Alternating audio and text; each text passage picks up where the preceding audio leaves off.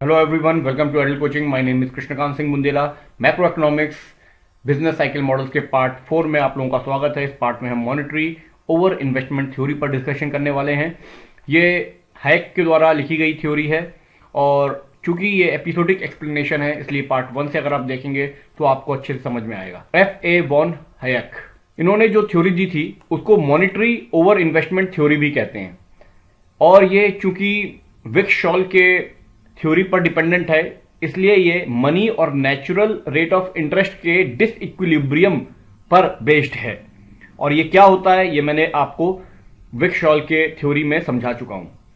Over investment जब हो जाता है यानी इन्वेस्टमेंट जब बढ़ जाता है किसी भी इकोनॉमी में तो उसके रिसोर्सेस को एक जगह कहीं लगा देना यानी कि खास तौर पे कैपिटल गुड्स सेक्टर में लगा देना, उस वजह से जो इन्वेस्टमेंट ओवर हो जाता है उस पर इन्होंने फोकस किया है. तो ओवर इन्वेस्टमेंट होता क्यों है? क्योंकि बहुत ज्यादा एक्सपेंशन हो जाता है मनी का और जब मनी बहुत आसानी से मिल जाता है, चीप हो जाता है, तो वो एनकरेज करता है प्रोड्यूसर्स को कि वो ज्यादा से ज्यादा कैपिटल इंसेंटिव्स यानी कैपिटल गुड्स में पैसा लगाएं, मेथड्स ऑफ प्रोडक्शन बढ़ाएं ताकि उनके पास लोअर कॉस्ट ऑफ प्रोडक्शन हो.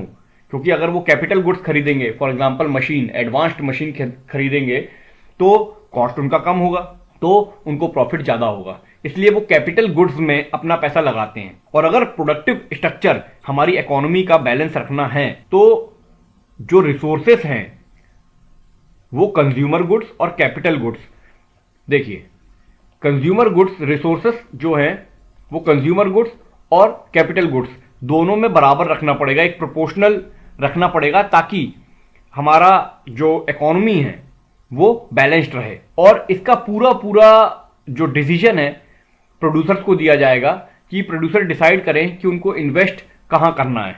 वो अपनी कैपेसिटी के हिसाब से इन्वेस्ट करें, चाहे तो कंज्यूमर गुड्स में चाहे तो कैपिटल गुड्स में. मगर किसी भी इकोनॉमी के लिए इन दोनों में बैलेंस्ड इन्वेस्टमेंट बहुत जरूरी होता है.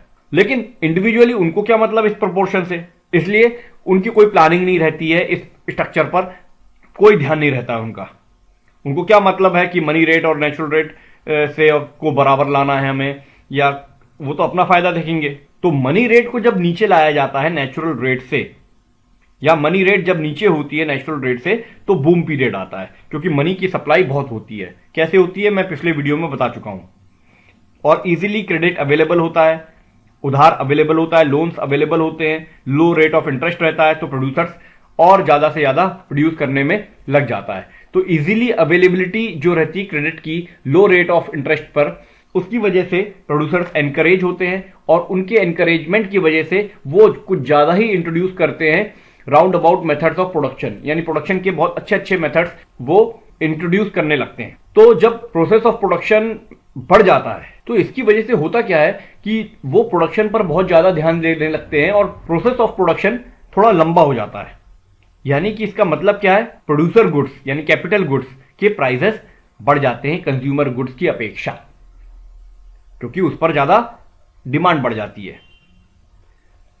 अब क्या होता है, जब परचेजिंग पावर प्रोड्यूसर्स का बढ़ जाता है तो वो अट्रैक्ट करते हैं और प्रोडक्टिव रिसोर्सेस को, यानी कि अब उनको और रिसोर्सेस चाहिए.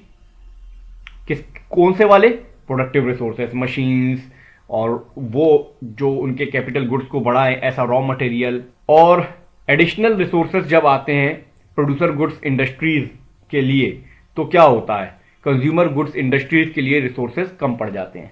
यानी कि एक तरीके से एक डिसइक्विलिब्रियम हो जाता है, कंज्यूमर गुड्स की तरफ रिसोर्सेस जाना कम हो जाते हैं और रिसोर्सेस सारे प्रोड्यूसर गुड्स की तरफ आना शुरू हो जाते हैं. इसके बाद क्या होता है, प्रोड्यूसर गुड्स का आउटपुट बढ़ने लगता है, बढ़ने लगता है और बढ़ने लगता है. और वो किसके एक्सपेंस पर बढ़ रहा है? कंज्यूमर गुड्स के. यानी बढ़ना चाहिए था दोनों को, लेकिन अब कंज्यूमर गुड्स पर रिसोर्सेस कम मिलने लगे और प्रोड्यूसर गुड्स के लिए वो रिसोर्सेस ज्यादा चलने लगे. इसलिए प्रोड्यूसर गुड्स ने एक तरीके से कंज्यूमर गुड्स के रिसोर्सेस को हथिया लिया, इजी लैंग्वेज में. ठीक है. तो जब ये रिडक्शन हुआ आउटपुट का कंज्यूमर गुड्स के, तो हुआ क्या, प्राइसेस बढ़ गई, क्योंकि अब कंज्यूमर गुड्स की अवेलेबिलिटी कम हो गई है मार्केट में और जिस चीज की कमी हो जाती है उसकी डिमांड बढ़ जाती है और डिमांड बढ़ गई है तो इसका मतलब है कि प्राइसेस भी बढ़ जाएंगे. जब उनकी प्राइसेस बढ़ जाती हैं तो लोग उनको कंज्यूम करना कम कर देते हैं, और जब वो कंजम्पशन कम कर देंगे तो क्या करेंगे, खर्च करेंगे नहीं। तो इसका मतलब है वो सेव करने के लिए फोर्स किए गए एक तरीके से, क्योंकि अगर वो खर्च करेंगे तो बहुत महंगी चीज मिलेगी कंज्यूमर गुड्स, तो वो दाल रोटी में ही अपना काम चलाते हैं और महंगी चीजें खरीदते नहीं हैं और बाकी पैसा अपना सेव करते हैं। यानी कि जबरदस्ती उनकी सेविंग हो रही है, और वो सेविंग भी वो कहां जाती है, प्रोड्यूसर गुड्स के आउटपुट को एक्सपैंड करने में, क्योंकि वो कहीं ना कहीं उसको इन्वेस्ट करके बढ़ाने की कोशिश करेंगे, और जब वो इन्वेस्ट करेंगे प्रोड्यूसर गुड्स में तो एक तरीके से प्रोड्यूसर गुड्स का आउटपुट और बढ़ जाएगा। यानी कि बूम पीरियड आएगा, और वो किससे भर जाएगा, over investment, monetary over investment से। और कौन सा मॉनिटरी ओवर इन्वेस्टमेंट, रिसोर्सेस का। कहां के लिए, कैपिटल गुड्स के लिए। बहुत ध्यान से समझिएगा, मैं कैपिटल गुड्स की बात कर रहा हूं। यानी कि हेक ये कहना चाहते हैं कि जब कैपिटल गुड्स के आउटपुट को हम एक्सपैंड कर देते हैं तो कंज्यूमर गुड्स की कमी हो जाती है, और जब कंज्यूमर गुड्स की कमी हो जाती है तो उनकी प्राइस बढ़ जाती है, बहुत तेजी से बढ़ती है।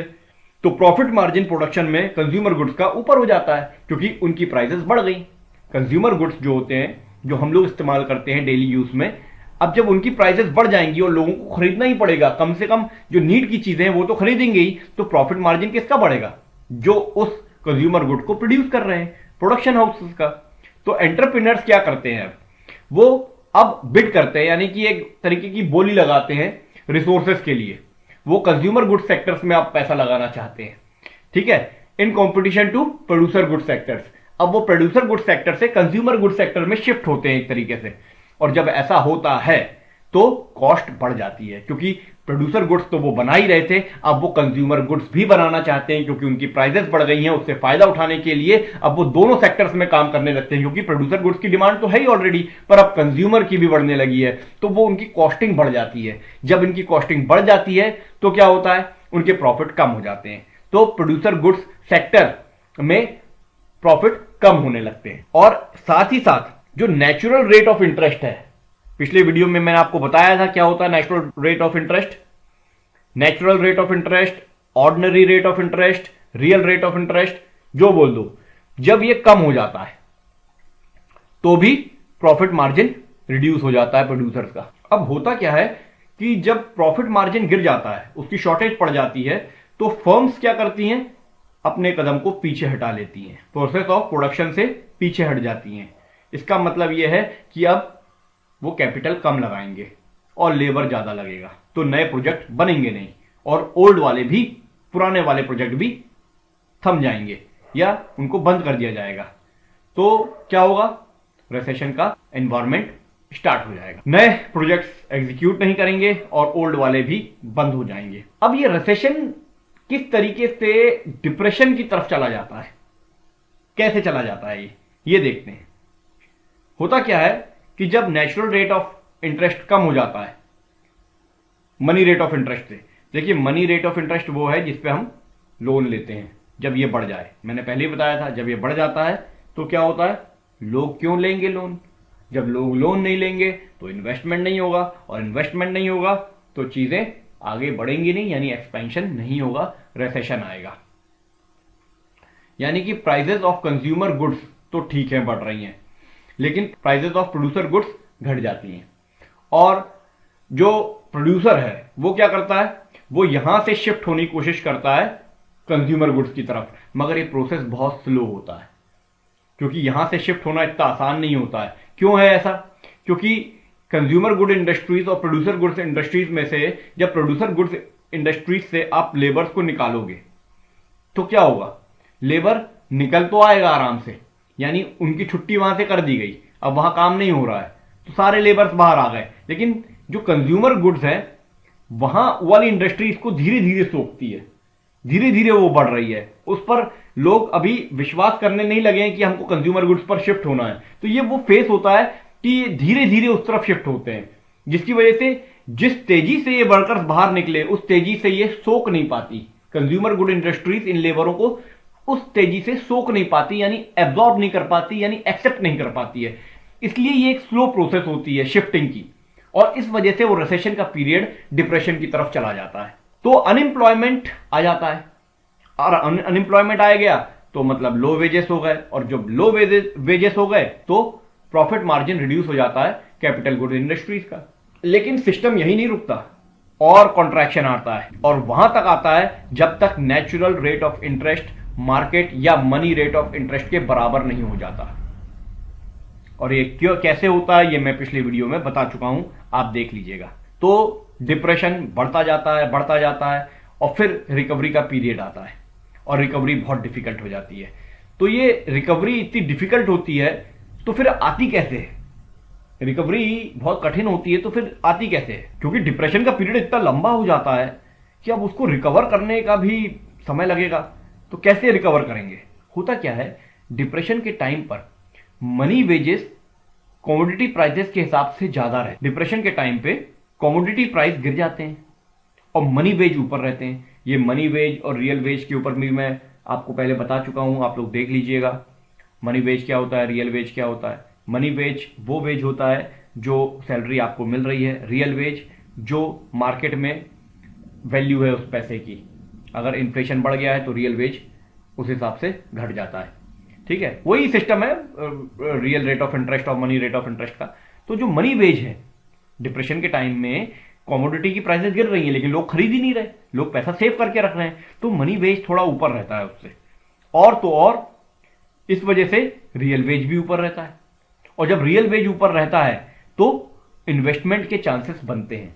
वो लोग जो पैसा अपने पास रख रहे हैं, खर्च नहीं कर रहे कमोडिटी प्राइसेस में यानी कमोडिटीज में, वो इन्वेस्टमेंट में पैसा लगा सकते हैं। यानी कि इन्वेस्टमेंट की प्रोसेस यहां से स्टार्ट होना शुरू हो जाती है, और फिर कैपिटल डीपनिंग आती है। इस रिवाइवल को कैपिटल डीपनिंग भी कह सकते हैं। और प्रोड्यूसर्स के पास टेंडेंसी होती है कि वो और ड्यूरेबल मशीन्स का इस्तेमाल करें जिससे वो लेबर को रिप्लेस कर सके कैपिटल से, है ना। तो वो ऐसी मशीन ही लेंगे जिसमें कैपिटल का इस्तेमाल हो, लेबर का कम से कम हो।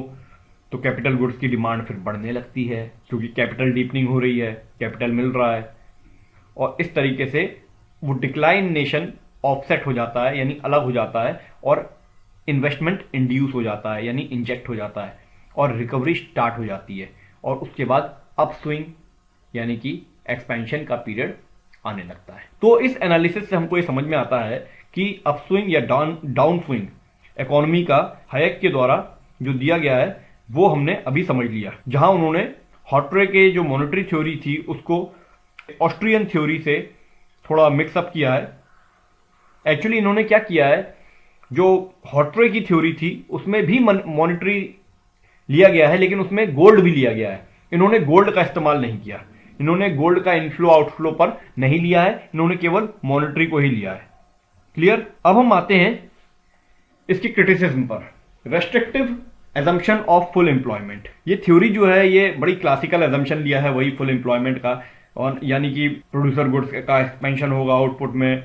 ये तभी पॉसिबल हो सकता है जब कंज्यूमर गुड्स का आउटपुट नहीं बने। तो अगर बूम स्टार्ट होता है जहां पर लेबर्स का इस्तेमाल करना हो जो अनयूटिलाइज्ड है, या कैपिटल का रिसोर्सेस का इस्तेमाल करना हो, तभी ये कंटिन्यू हो सकता है, जो कि इम्पॉसिबल सा है।